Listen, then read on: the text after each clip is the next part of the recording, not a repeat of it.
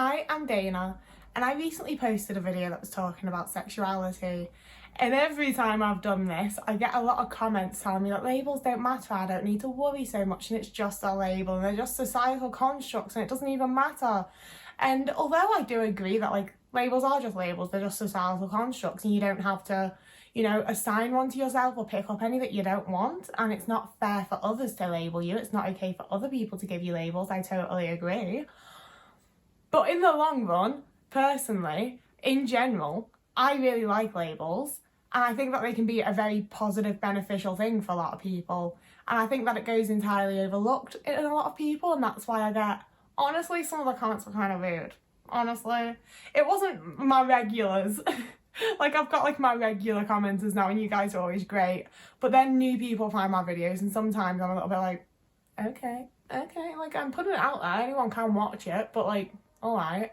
But obviously we experience labels in a lot of different elements of life. It's not just when it comes to sexuality.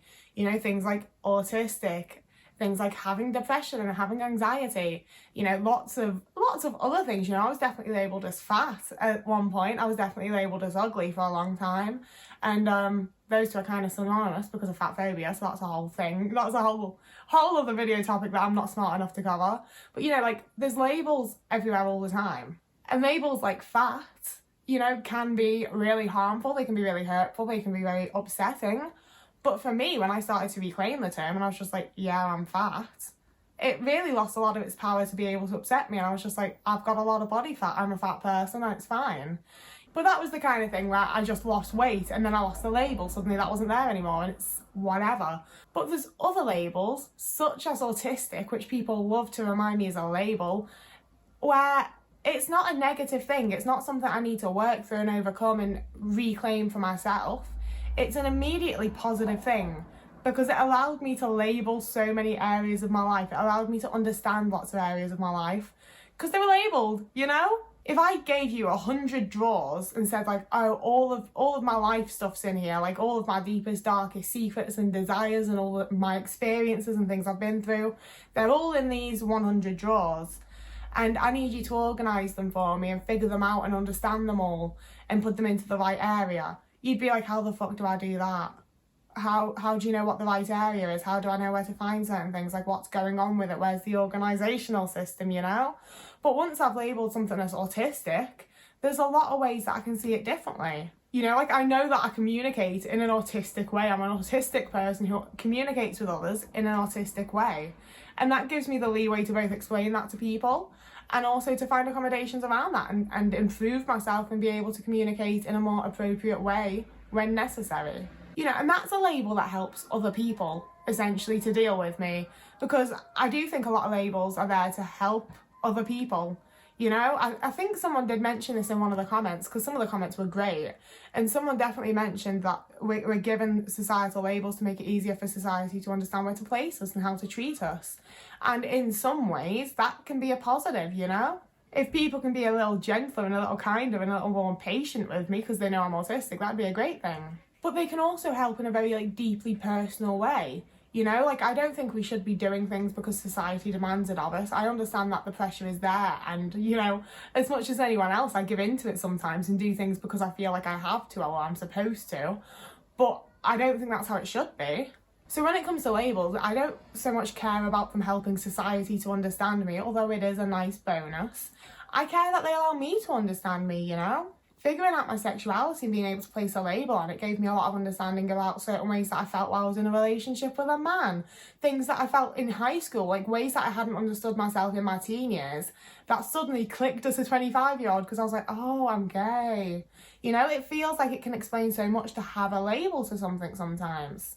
And more than anything, and the point that I always want to drive across, is that the most important thing to me to have a label is that it brought community. I easily spent 10 years of my life where I was online every single day, essentially searching for the people that are like me, just trying to find other people like me, searching the most random topics and getting into things like I enjoy art, so I'd get into art circles and then realise I'm not an artist and I'm not actually as into art as all these other people.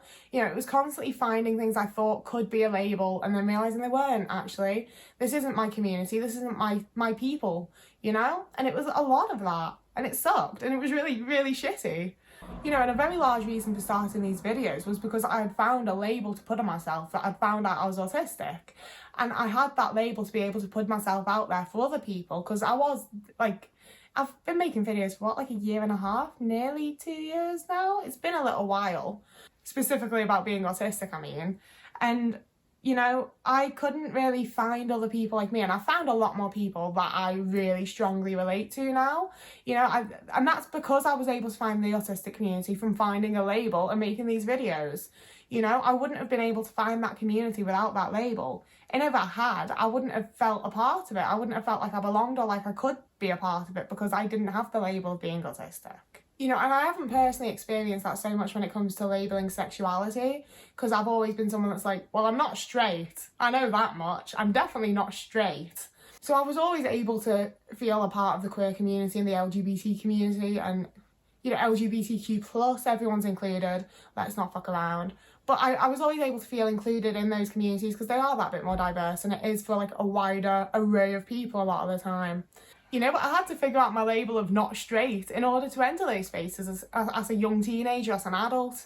You know, if you don't have the labels, if you, like, it's, you know, it's not even about finding the label for society. It's not even finding the label for, like, other autistic people to accept you're autistic, or other queer people to accept that you're queer.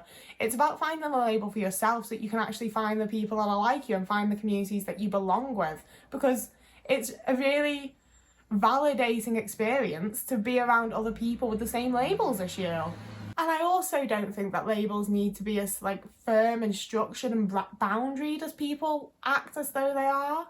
Like, I understand that when you're being given a label that you don't necessarily want or agree with, or like it's just being put on you, it can feel very oppressive and very, like, you can feel very boxed in and almost claustrophobic, and it's a horrible experience. I totally get that, you know. I've been bullied. I get it's horrible when people just label you things. That's not helping you find community. It's damaging your self-esteem. I get that.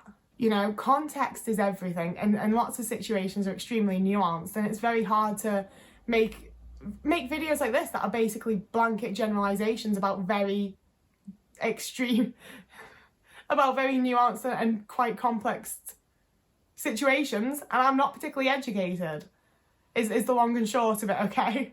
But I just don't think that labels have to be like, you know, they're not tattoos, they're not forever.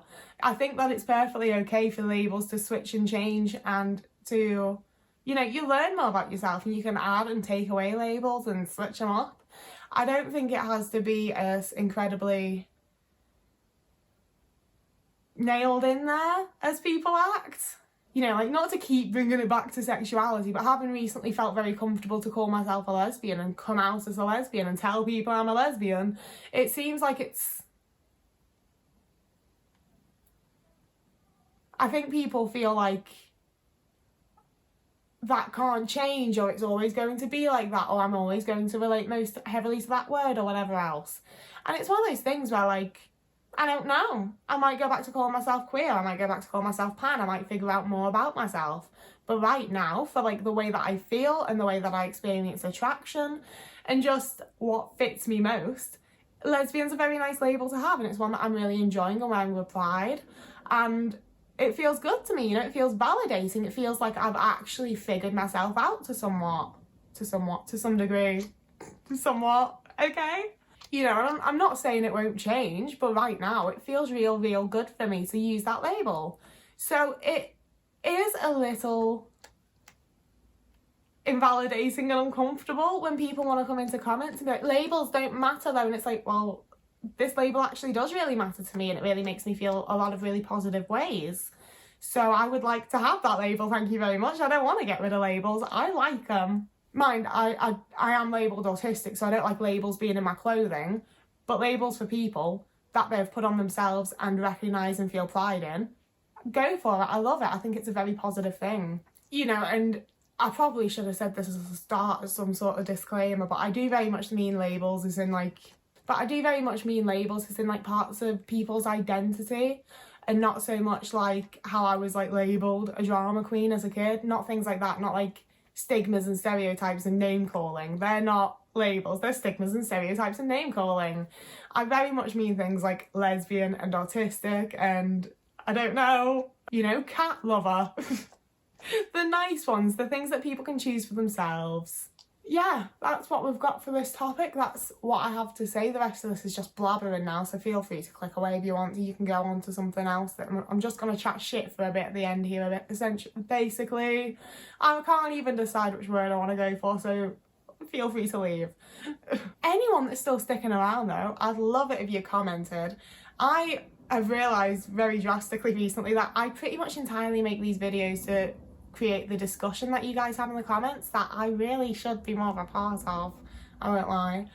But yeah, I don't feel like I always have that much to say, you know. I'm happy to overshare some personal experiences so that you can relate to them, but I think the actual information that I share is very, very limited and low and not very much. It very much is just to inspire the discussion, the conversation around these topics, and I feel like that at least helps me learn and get a bit smarter, so it's fun. So if you wanted to comment with your opinion on labels, what any of your labels are, the labels that make you feel good, labels that you hated having, ways that you think we should or shouldn't label people, I don't know. Whatever you think and have to say about this topic, I'd love to read. Please don't worry about apologising for it being too long or for saying too much or whatever else. I get the need to apologise, I totally understand, and it's okay if you do. But also, you don't gotta. I'm literally asking you to do this and I want to read it. Like, you're good, you don't gotta say sorry. But for now, whoever you are and wherever you are, I hope you're having a lovely morning, evening, day, afternoon, week, month, year. And I'll see you again in a few days.